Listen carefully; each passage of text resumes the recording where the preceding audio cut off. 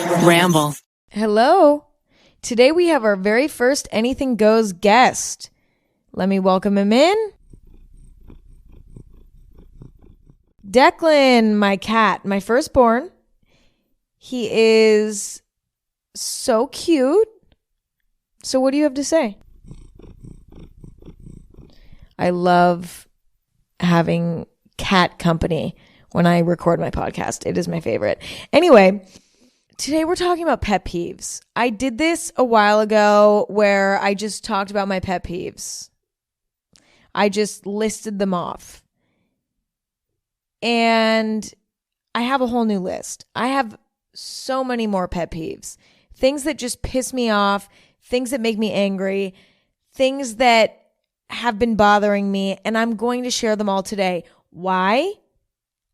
There's literally no reason why. Like there's no deeper meaning, there's no philosophical value, there's really nothing here. I just get to vent about what's been pissing me off. Maybe you guys agree. Maybe you guys will feel understood and related to, but that's what we're doing today. Here are some things that have been pissing me off. Okay, number one.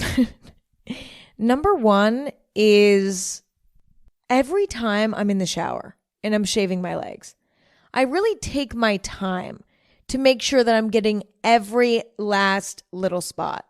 Like I'm in the shower staring at my legs, touching them, trying to make sure that I got every single last spot to avoid having a little rogue patch of hair. Okay, I really take the time.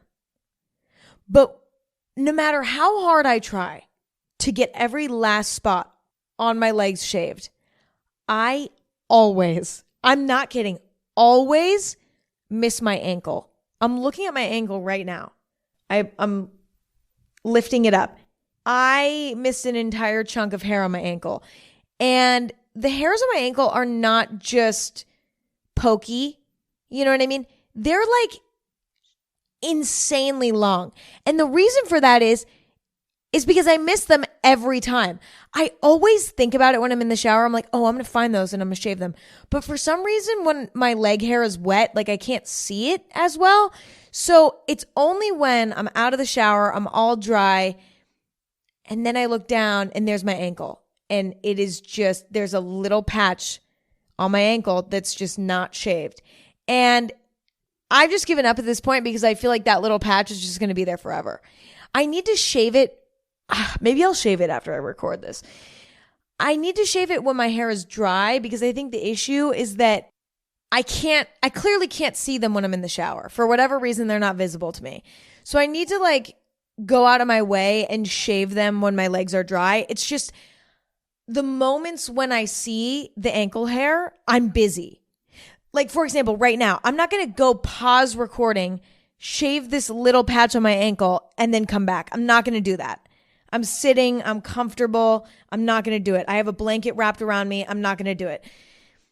I feel like the moments that I realize that I have a little bit of ankle hair going on, I'm not in a place where I can shave it off.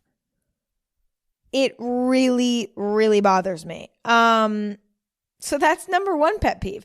Number two is getting a haircut and not wearing one of those haircut robe things that you wear when you get a haircut.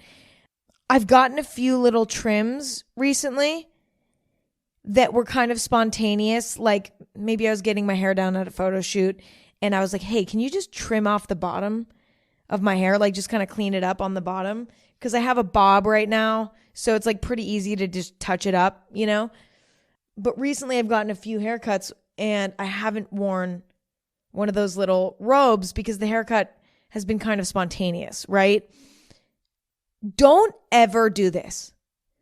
Don't ever do this because in the moment you're like, like I don't want to put on a robe or, you know, wait, what is it called? A smock? Is it like a hair apron? Not an apron. Oh my God, help. I'm looking up what they're called. Salon robe. It's called a salon robe. You know, like the plasticky thing that they wrap around you when you get your hair cut. Okay, whatever. Oh, cape. It's called a cape. Okay, hair cutting cape. Okay, whatever. You get what I'm talking about. In the heat of the moment, if you're just getting a quick little trim, you might think, oh, I don't need to wear the cape. I don't need to wear the robe. No, I don't. And then you have little pokey pieces of hair in your shirt for the rest of the day. I cannot handle that feeling. I'm very particular about things being itchy. Another one of my pet peeves that I've discussed way too much is itchy tags in clothing. Like when you have like an itchy tag in the back of your pants or in the back of your neck, I can't handle that. It like literally, I will, if I'm out in public and I'm wearing a shirt that has an itchy little tag, I will go to a store and buy a pair of scissors to cut it out. I also have a pair of scissors in my car constantly just in case I need to cut a tag out. I mean, I also use the scissors for other things, but like that's how serious it is for me. Yeah, getting a haircut and not wearing the cape, you can't do that. Having the little hairs in your shirt, I cannot do that. And the other thing is the hairs will stick. The hair sticks to your back. It like sticks on you. So even after you shower, like sometimes it doesn't all come off. And the shirt that you wore when you got the haircut will literally have little tiny micro hairs permanently attached to your shirt for at least the next 3 washes. Like you'll wash the shirt and there'll still be some left over that are like pokey and itchy. You have to wash that shirt at least 3 times. Like power wash before you get all the little hairs out. Can't handle it. Can't handle it. Okay, next one. When my cats push things off my nightstand. I talk about this all the time, but it might be my biggest pet peeve. Every morning at around 4 a.m, my cats, specifically Declan, my little boy cat, he pushes things off my nightstand. If I leave a glass of water on my nightstand, he will push it off and it will break. And he doesn't care. He doesn't care if there's water in it. He doesn't care. He doesn't care. In the last episode, I told a story about how he pushed a glass of water off of my nightstand and it hit, by coincidence, a bowl that I had on the ground because I had a bowl of cereal the night before and I just put it on the ground. He pushed a glass of water off my nightstand. It hit the bowl and both of them shattered so loud that the security system in my house thought that I was being robbed because the glass breaking sound sounded like a window breaking. So my alarm system went off and I woke up thinking that I was being robbed and it was not good. So if you're thinking about getting cats, just know that might happen to you. Another thing that they do to me when I'm sleeping, specifically at like 4 a.m. when they start to get hungry, is they try, like my specifically Declan tries to scratch my head. Like he kind of tries to like pounce on my head. Yeah. Listen, I love cats. They're really generally an easy animal. You just have to clean their litter box and feed them. But when they're hungry, they will let you know, and it might be 4 a.m. So just keep that in mind. Okay, this next pet peeve is going to make me sound like a total brat, and I'm prepared for that. So, but just know that I'm self-aware, and I know that this makes me sound like a brat. But my next pet peeve is when I go to a cafe and they don't have almond milk. Like maybe they just do regular milk. Whatever, that's less annoying. What really annoys me is when a coffee shop makes the effort to have non-dairy milks, right? Like they have, oat, they have soy milk, but they don't have almond. I'm like, what's going on? Like, who drinks soy milk anymore? I grew up drinking so much soy milk because I grew up not drinking dairy milk. And so I drink soy milk all the time. Listen, I know it's whatever. It's frothy. It froths up really nicely, when you're making like a latte. I get it. I get why, it's still, to me, I don't know anyone who drinks soy milk anymore. I feel like it's not really a thing. Maybe it is. I just don't know anyone who drinks it. If you're going the, extra mile to have non-dairy milk and you're doing soy milk and you're doing oat milk, you got to do almond, because I don't really like soy milk, and I don't really like oat milk anymore. Also, oat milk hurts my stomach for some reason. Don't know why, but it does. And I can't drink dairy milk because that would seriously hurt my stomach. So it's like, I just wish the places who were going the extra mile to do the non-dairy milk also did almond milk. I feel like it's the most versatile milk alternative. Even coconut milk. I love coconut milk. I just can't when it's only oat milk and soy milk, because they're my two least favorite non-dairy milks. And a lot of places will just do those two and they don't do almond. And I'm like, I just don't get it. I don't get it. It doesn't make sense. It doesn't add up. It doesn't make sense to me. I get less frustrated or disappointed when I go to a cafe and they only serve dairy milk, classic milk, because I'm like, you know what? You guys just don't want to do the non-dairy milk thing. And I get it. But the places that do want to do the non-dairy milk, I'm like, come on. Almond milk, coconut milk, pistachio milk, hemp milk. Come on. Like, there are so many options. Macadamia nut milk. All of those are amazing. Oat and soy milk are like my two least favorite non-dairies. Come on. You know what I mean? Okay. I don't know. That was seriously, that's an embarrassing one, but it's just like, it really, something about it pisses me off, because I go in there, I get excited. I'm like, ooh, they have non-dairy milk options. And then I look closer and it's like the two that I can't stand. So whatever. Okay. Next, blankets that leave lint everywhere. I just bought some new blankets because like every 2 years or so I buy new blankets, because my blankets get disgusting because I wear my blankets around the house. I've done this since I was younger. I like walk around my house with a blanket.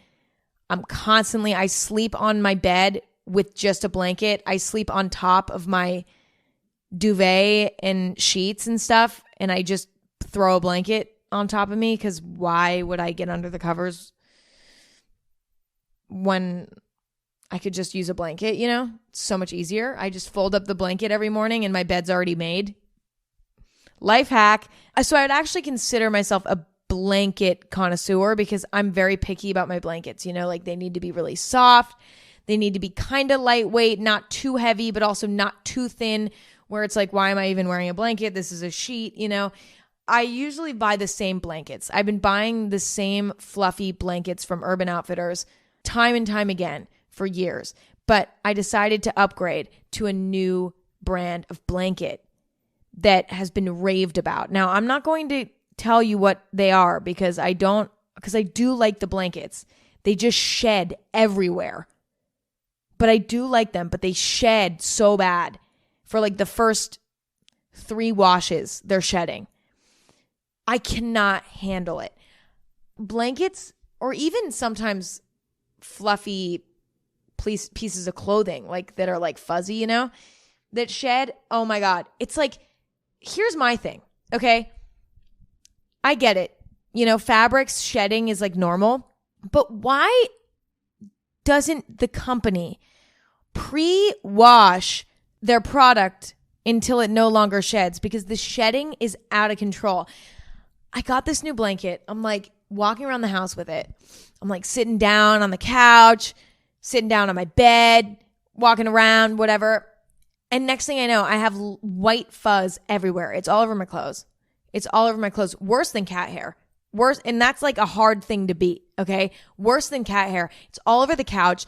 It's all over my bed. And the thing is, I can't wash my couch to just like get everything off.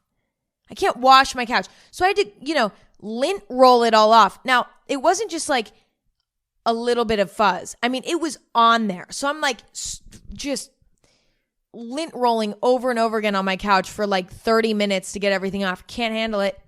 Can't handle it. Pre-wash it. Companies, if you make blankets, please pre-wash. Because, and pre-wash a few times. Pre-wash like 3 or 4 times. Get all of the lint gone before you give me this blanket. I can't deal with it. I can deal with it. It's fine. It's just really bugs me. Next, changing light bulbs. Now, a word from our sponsor, BetterHelp. When you're faced with a challenge in life, your first reaction might be to focus on how bad the problem is. But it can actually be very helpful to focus on the solutions instead. If you tend to struggle with problem solving, therapy can be very, very helpful. And BetterHelp is a great option. I was inspired to try therapy for the first time in my adult life because I knew deep down that I was struggling in ways that I needed more help with than just my family and friends could help me with. I think therapy really did help with those more extreme issues for me because I got advice from somebody who knows exactly why I'm struggling with what I'm struggling with and can help me find ways to live a happier life free of those issues. Even if you don't have something huge that's bothering you, almost everyone, if not everyone on this planet, could benefit from some sort of therapy because talking in general to another human being is never a bad thing. If you're thinking about giving therapy a try, BetterHelp is also an amazing option. It's convenient, accessible, and entirely online. After filling out a brief survey, you'll get matched with a therapist, but you can also switch your therapist at any time. When you want to be a better problem solver, therapy can help get you there. Visit betterhelp.com/anything today to get 10% off your first month. That's betterhelp.com/anything. So I bought a bunch of cool, weird, vintage lamps and stuff like that recently because I just think that they're cool looking and I love them. What I didn't anticipate was old vintage lamps all have different light bulbs. Like I swear to God, every single lamp I bought has a different, like requires a different type of light bulb. And even in general, you know, like even not vintage, like new lamps, they all require a different type of light bulb. How am I supposed to know? Okay, like I don't know shit about light bulbs. I don't even know how to know what type of light bulb a lamp is using. And don't even get me started about light bulbs that are in the wall. I don't know how to, I can't do that. That I can't do. That's when I call my mom. And I'm like, either you need to tell me how to do this or like I need to call somebody I can't. But the thing is, it's not obvious what type of light bulb is like in a fixture at any given moment. Like if you take the light bulb out, sometimes there's like a little code on the side that'll give you a little bit of information, but it's not obvious. I wish that there were different names for light bulbs that were obvious. Like, you know, the most generic bulb. Why can't we just call that the generic bulb? And then it's just like across the board, all generic bulbs are generic bulbs. And okay, that kind of exists, but not really though. Like I feel like each bulb needs to have a name that's super obvious, easy to remember. And I also wish that there was more consistency, like with the amount of watts that are in it. I don't even know what that means. There's so many different types of light bulbs and there's so many different, like I cannot keep up. So when one of my light bulbs in my house goes out, I just leave it. I'm like, you know what? I don't even need to replace it because trying to figure out what kind of light bulb was in there before is so difficult that I don't even know how to replace it. I don't even know where to find a replacement. If it's a vintage bulb, 10 times harder. But even if it's a new bulb, a modern bulb, I'm still confused. I'm not even kidding. I need to like watch a 40-minute video about all the different types of light bulbs because this is seriously something that stresses me out. I have anxiety on a daily basis about my light bulbs going out. I'm so anal about turning out my lights when I'm not using them. Obviously because, I don't want to use electricity when I don't need it. But even more than that, because I just don't want to change the bulb. The day that I need to change a bulb is a bad day. Okay, moving on. Natural peanut butter. Listen, before you're like, but Emma, what? I know. Natural peanut butter is delicious. I actually think natural peanut butter tastes better than like Skippy, Jif, Smucker's, like whatever. I personally think natural peanut butter tastes better when it's just blended up peanuts with a little bit of salt. Delicious, okay? It's one of the few things in life that tastes better not processed. Like a potato that's been blended up and turned into French fries and deep fried from like a fast food restaurant, most of the time, unbeatable. Like easily more delicious than a French fry where the potato was cut up and then it was deep fried. Like that can be good, but most of the time, the super processed fast food French fries are going to be the best. Like an Arby's curly fry, that is barely a potato anymore. You know that they fucking blended that shit up, added like probably like microplastics into it, and then we're like, okay, it's done. Like, but it's so good.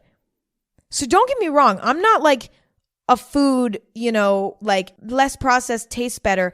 That's not always true. Okay. And I know that. But with peanut butter, I think it is true. The only issue with natural peanut butter is that when you get it, it comes with a layer of oil on the top because natural peanut butter settles. So all the peanut butter solids go to the bottom and all the peanut butter oils float to the top, right? And so you have to mix it up. And mixing up a jar of natural nut butter is one of the most frustrating experiences possibly in the world, actually, I would argue. Because here's what happens. So you stick your knife in there and you start stirring it up. And all of the peanut solids on the bottom are like rock solid. It's so hard. Like it's hard. It's not mixable. It's not whatever. So you try to mix it. It's like a rock. So you have to kind of stab it to like loosen it up, right? And then you try to get some of the oil seeping through into the cracks. Okay, that's step one. It's kind of annoying, but not too bad. Then you start mixing because it's like there's nothing left to do. You've stabbed it. You've kind of incorporated some of the oil back into the solids. And then you're like, all right, let's start mixing. The oil will get everywhere.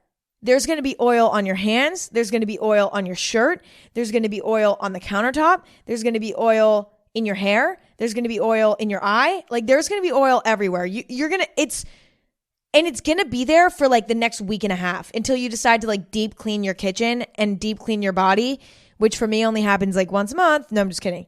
Can't make jokes like that because one time I made a joke I didn't shower like 3 years ago and then people still bring it up. So I really can't start that again. Anyway, there's going to be like a thin layer of peanut oil on your countertop until you decide to get out countertop cleaner and like wash it off. The peanut oil is everywhere. And not only that, but mixing it up actually takes 10 minutes. It's not like, oh, I'm going to open up a new jar of peanut butter and just like, I don't have a lot of time. I'm just going to whip open this jar of peanut butter and just get going with my day. Tough luck, buddy boy. You are going to be working on that thing for 10 minutes if you want it to even be remotely smooth. Is it worth it? Oh, yeah. It is so worth it, but it is so annoying. It's so annoying, but it's so worth it. That's the problem. Because natural peanut butter is honestly one of the finest foods on the planet, in my opinion. And there's so much you can do with it.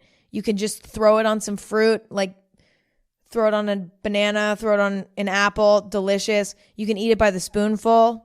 Nobody's watching. Who cares? Even if somebody is watching, who cares? You can make sauce out of it. mix a little bit of peanut butter with soy sauce, some chili oil, maybe some sriracha, some sesame oil.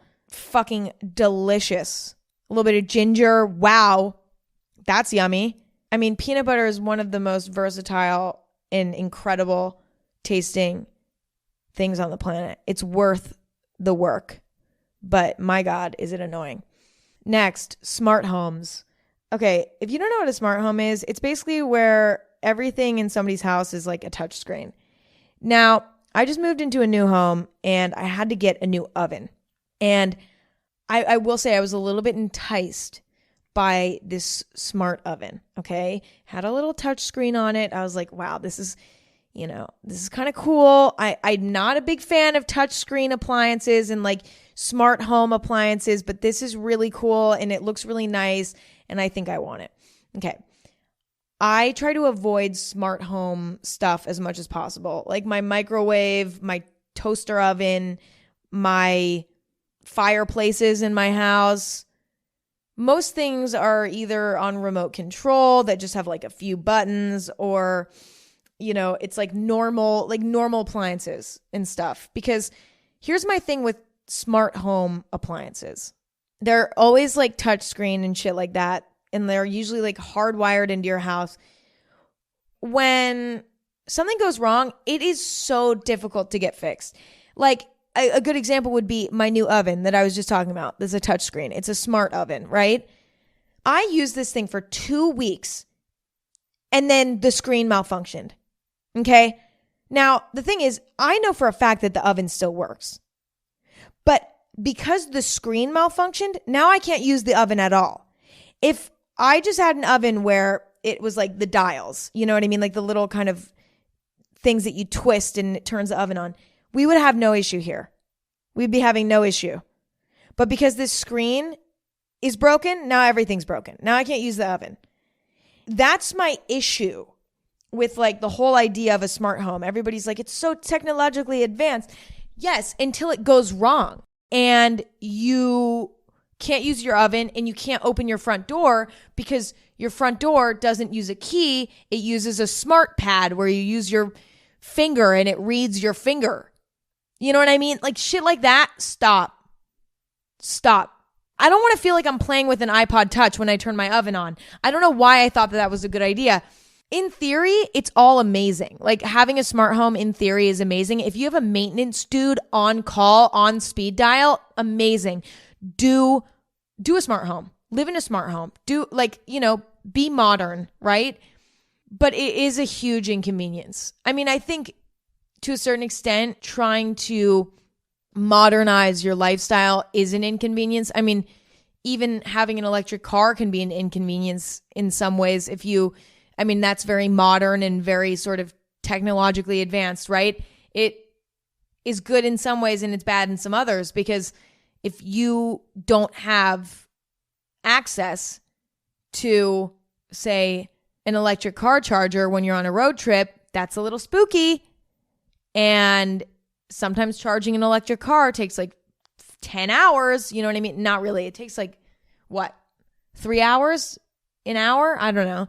I don't have one. But being technologically advanced in any way comes with its own set of challenges. And I think a lot of people are like, ooh, like I want to touch screen this or touch screen that in my home. Like I'm getting a new stove. I might as well, No. The classic, I love the classic. It wasn't broken. We didn't need to fix it. Yeah. Moving on. Next, we have ketchup packets. Ketchup packets are the only type of packet, well, ketchup and mustard packets, I guess. They're so badly done that I just don't understand why they exist. Ketchup packets are so god awful. It's shocking to me that we have touchscreen ovens and we still haven't upgraded the ketchup packets that they give you at a restaurant when you get takeout and shit like that. Like really? Okay, because here's the problem. Number one, the portion size, it's wrong. Have you ever used only one ketchup packet? I haven't. I always use 2, if not 3 or 4. Because, if you got like a burger, or you got fries, for me, a veggie burger, if I get a veggie burger and I get some fries, I need like 3 ketchup packets for my fries. I need 1, maybe 2 for my veggie burger. Okay. Portion size is off. I think it could be twice as large. Second issue, they're always impossible to open. You're opening it with your teeth.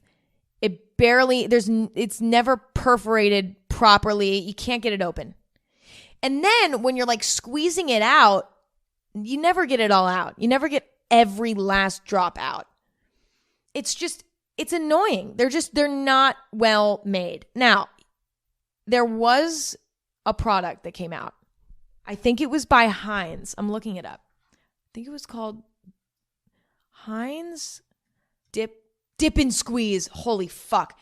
I remember when I saw that these came out, I was in shock because they were the first ketchup packet that made sense. Look up the Heinz Dip and Squeeze. These need to be the industry standard.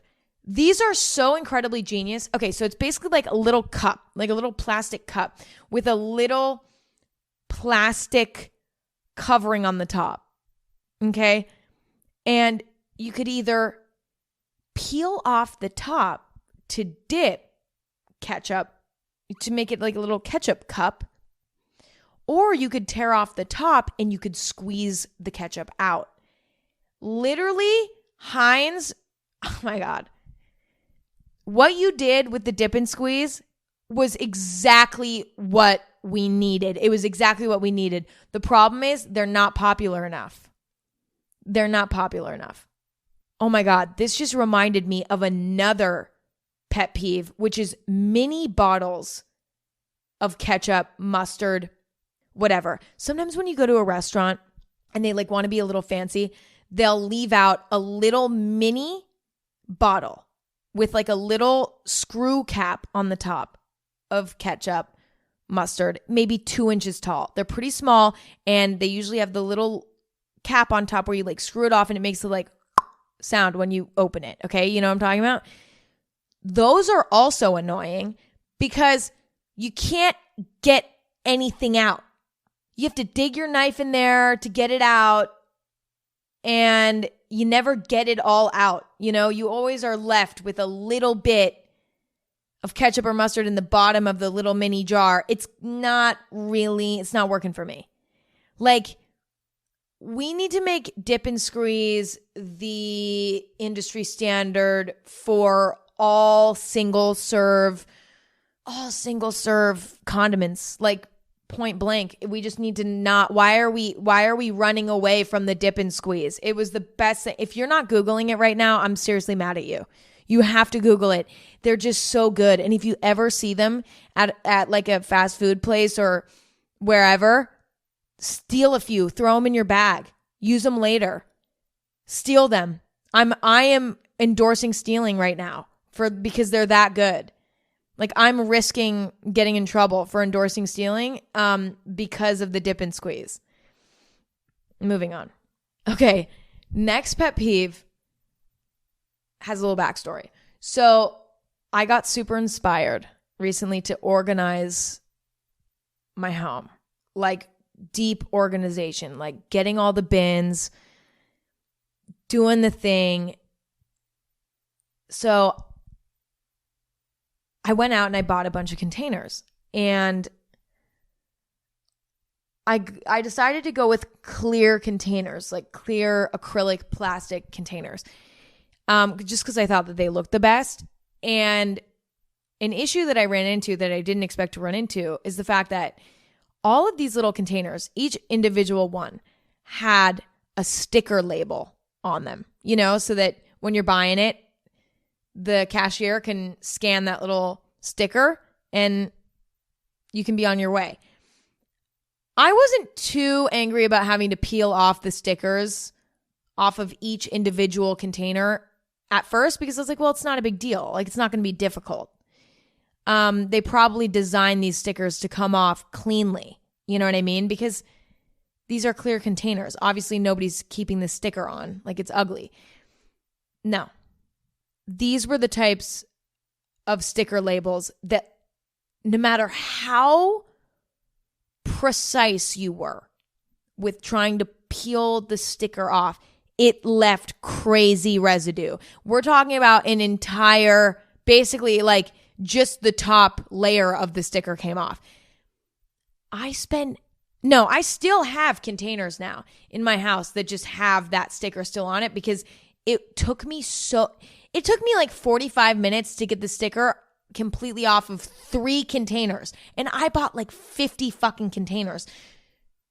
Why? Why are we doing that? You know what I mean? Come on. What are we doing? It's just like, it makes no sense. And it was upsetting. Moving on. Next, mixing gold and silver jewelry. Now, I want this to not be a pet peeve. This is not a pet peeve when other people do it. I want to say that too. Mixing gold and silver jewelry, I've seen people do it and it looks so good. But for some reason, it's a pet peeve when I do it. Like, it's only a pet peeve when I do it. I have a gold nose ring right now. And I've had a gold nose ring for the past like year. I cannot let myself wear silver jewelry. Like, it makes me upset to wear silver jewelry because it doesn't match my nose ring. I have this obsession with only wearing one, either white gold or gold jewelry at any given moment. And I'm seriously particular about it. Like, if I'm wearing a bag, like a purse, and my purse has silver hardware on it, my entire outfit has to have only silver. Like, only silver zippers, only silver hardware on my shoes, like all silver. That's the only occasion where I'll mix gold and silver, is that all my jewelry will be gold, but all of the hardware on my clothing will be silver. That's fine. Maybe it still kind of bothers me, but like I can handle it and I get over it. But I have a really hard time mixing and matching jewelry. I do it every once in a while. I can make it work, but it genuinely upsets me. And it's really tough with my nose ring because that's the thing that gets in the way. You know, it's not a big deal to like take off all of my like daily earrings and necklaces and bracelet, whatever, that are all gold and change. It's not a big deal to change that. I can't change my nose ring. So it's not like every time I wanted to wear silver jewelry, I could just change my nose ring. Changing your nose ring is like a process. You have to go in to a piercing place and they do it for you. And so I'm kind of stuck wearing only gold jewelry because of my nose ring and because of the fact that I'm so obsessive over it being only gold or only silver. I know that it's ridiculous because nobody can even tell that my nose ring is gold. It's so small. But there's something about it that I just can't handle. Next. Okay, this is kind of funny. And I'm not making fun of anyone because, like, this is not me making fun of anyone. But because, listen, we're all on our own journey. I'm not judging anyone and what they're doing. It's none of my business. But this is kind of a pet peeve, so I have to bring it up. When people film themselves at dinner or at a party or at a concert or at a music festival or whatever, they film themselves at some sort of event like this and they try to make it look really fun when it clearly is not actually that fun. And they do it in front of a bunch of people that are like chill, in like a chill mood. This has happened I've seen this happen multiple times. I've seen, especially like Coachella is so much of that. You just see people you see people give their phone to their friend and then like dance in the crowd. I actually did this. Oh my God, my first year at Coachella, I literally did this. So I'm guilty of this. And I'm being a hypocrite right now.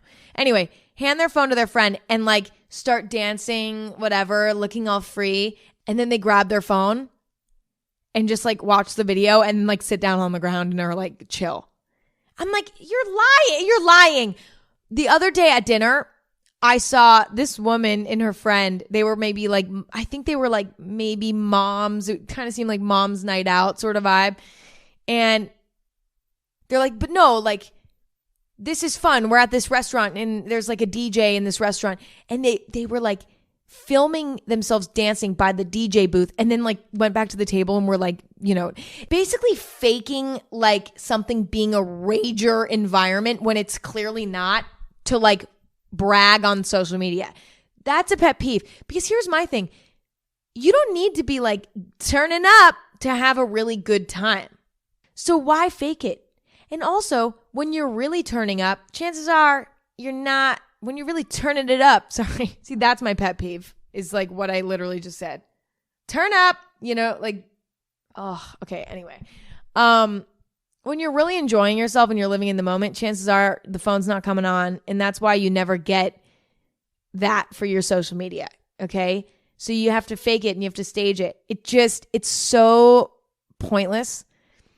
It's also a lie. It's a blatant lie. You know, it's like, if you're having a dinner and it's a chill, cool dinner, and yeah, maybe there's a DJ, but still it's like a cool, relaxed dinner.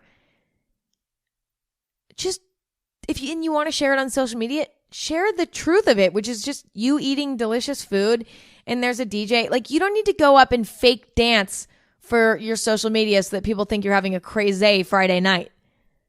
It's just not, we don't need to be doing that. It's not true. It's not real. So don't do it.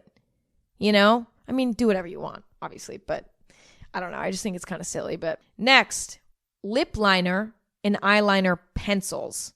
I just personally think that we should be developed beyond the point of having pencils in our makeup routine. I don't want to get out a pencil sharpener when I'm doing my makeup. I think that should be eliminated completely, and we should fully switch over to the twist eyeliner and the twist lip liner, because the liner pencil sharpener is so inconvenient. And also, I always feel like when I'm sharpening my lip liner or I'm sharpening my eyeliner, it's not like a really functional thing because it always ends up breaking. Like, the tip always ends up breaking because of the sharpener. I always sharpen it too much. It's just like a mess. I think we should really just eliminate those altogether. They're my pet peeve. Although I do use them all the time because my favorite lip liner is a pencil, and it only comes in a pencil. It doesn't come in like a little twisty plastic thing. I'm just all about container packaging development, like the Heinz tomato ketchup dip and squeeze. Love it. Love the technology. Lip liner, plastic twisty containers. I love it. It's so, you get every last bit of lip liner. You get to use every last bit of that product. That's number one. And number two, you don't need to bring around a little sharpener with you all the time just in case your lip liner breaks. I don't know. Maybe it's just me. Next, we have purses that are so small that they can't even fit your phone. Now, I think there's two situations we have going on here. Like, sometimes, you know, a little purse is more of an accessory and it's like so tiny that it's like, it's obviously it's not for a phone. It's like a coin purse, but it's cute. So you want to wear it more like a piece of jewelry. That's one thing. I do that sometimes, and then I just carry my phone in my back pocket and it's whatever. But my pet peeve is when there's a bag that's like, it looks like it would fit your phone, but then when you actually try to put your phone in there, it doesn't fit. That's annoying. That is really annoying. And the whole like mini bag trend is happening. It's probably not going anywhere because it's such a convenient type of purse. You know, the type of purse that just fits like your phone, wallet, and keys. They're incredible because they're super lightweight. They're small. They fit under your arm. They're amazing. The problem is some of them are designed a little bit too small.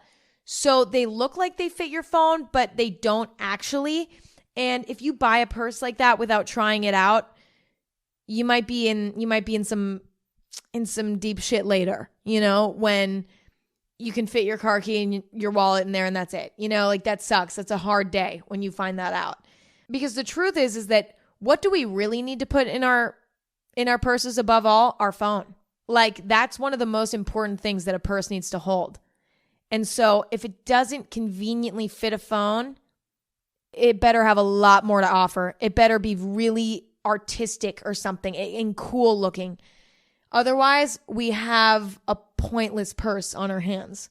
Next pet peeve is when things are cash only. Okay? I don't carry cash. I don't carry cash. And I also don't carry a debit card.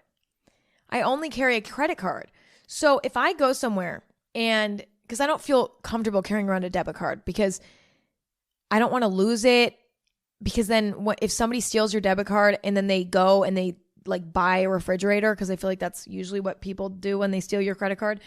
Like literally everyone who steals a credit card, their first stop is Home Depot and they buy a refrigerator. I swear to God, it's happened to me. Well, not happened to me, but I've seen it happen to people in my life like multiple times. And they're like, oh, we got a new refrigerator and we got a new stove. I'm so curious about why that is. There's probably a reason for that. Anyway, I don't like carrying a debit card because if somebody steals your money, it goes straight out of your bank account. Whereas if somebody steals money from your credit card, it's a lot easier to get back. You can cancel that purchase. It doesn't immediately come out of your account, right? So I don't carry a debit card and I don't carry cash because I just don't want to lose those things, whatever. Also, I rarely ever need cash. It's so not frequent that I need cash that I just don't carry it. So when something's cash only and they're like, well, there's an ATM here, I'm like, no, I don't have a debit card. Maybe this is my own problem. Yeah, I think this is kind of self-inflicted because I should honestly constantly be carrying a little bit of cash. I'm not going to carry my debit card. I refuse because I will not get my debit card stolen. I probably should be carrying around cash. I get it. Like, it's kind of my responsibility to be a responsible shopper and to constantly be carrying around cash. But I just feel like we're beyond that. What I do love, though, is when I don't have cash and somebody's like, well, do you have PayPal? Like, we can do PayPal or we can do Venmo or we can do Cash App. And I'm like, love you. I love you because you get it. You get that cash is so 2000 and late, baby. We're not living that life anymore. It is all, I mean, I'm on Apple Pay mode. I Apple Pay for everything. They even have Apple Pay at the farmer's market now. Like, they have it everywhere. It's everywhere. I remember, because, I mean, at the farmer's market, it's like it's not a real store. So it's a little bit more difficult to like pay by credit card. I remember when I used to go to the farmer's market, it was more like cash only. And I knew that. So I'd bring cash because it was just inconvenient for them, to like be bringing a credit card reader. I get it. Like, it makes complete sense. That makes sense. That being cash only makes sense. But now even at the farmer's market, they have Apple Pay. Okay. So when I go somewhere and it's cash only, I'm like, I don't even know what to do. I don't know what to do. And the worst thing is when it's too late. Like, let's say, this happened to me at a nail salon. I got my nails done. And at the end, they were like, oh, it's cash only. And I was like, wait, what? Like, they didn't mention that beforehand or anything. And I was like, wait a minute. Hold on. I don't have cash. And they were like, do you have a debit card? And I was like, no, I only have my credit card. And I was like, do you take Venmo? And they were like, no.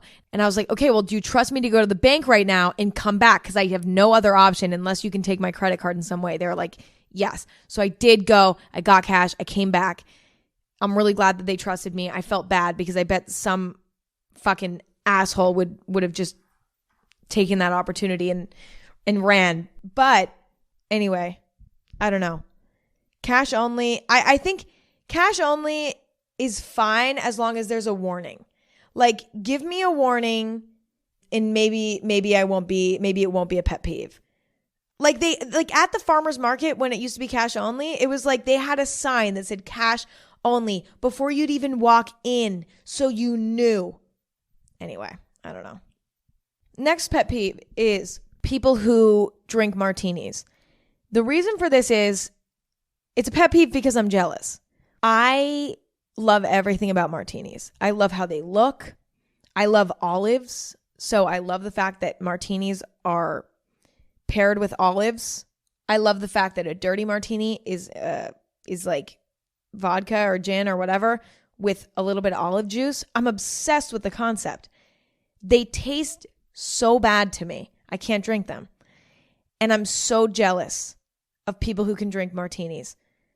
That's why it's my pet peeve, because I see someone drinking a martini and it looks so delicious.